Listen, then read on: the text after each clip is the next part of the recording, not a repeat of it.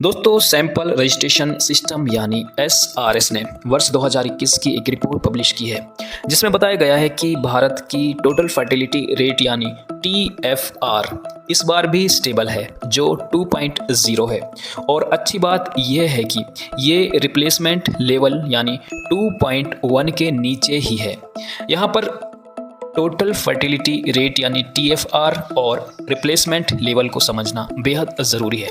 TFR का मतलब आसान लफ्ज़ों में होता है कि कोई औरत अपने पूरे जीवन में एवरेज कितने बच्चों को जन्म दे सकती है, और इसे मेज़र करने के लिए उस औरत की रिप्रोडक्टिव एज या ईयर्स को कंसीडर किया जाता है जो भारत में 15 से 49 साल के बीच होती है। यानी पूरे भारत की अगर बात करें तो यहाँ की हर औरत लगभग 2 बच्चों को जन्म दे सकती है। ये एक डेमोग्राफिक मेज़र है जो हमें हमारी पॉपुलेशन से मिलता है, और एसआरएस ये सर्वे इंडिया की सबसे बड़ी डेमोग्राफिक स्टडी है जिसमें लगभग 84 लाख लोगों को शामिल किया जाता है।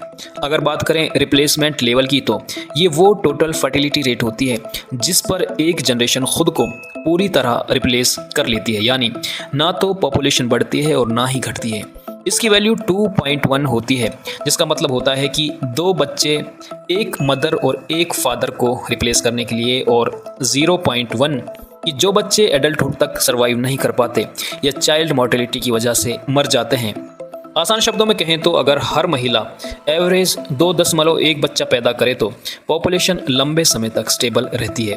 हालांकि पूरे हिंदुस्तान में टीएफआर एक जैसी नहीं होती। बिहार की टीएफआर सबसे ज़्यादा यानी 3.0 है, वहीं वेस्ट बंगाल और दिल्ली की टीएफआर सबसे कम यानी कि 1.4 है।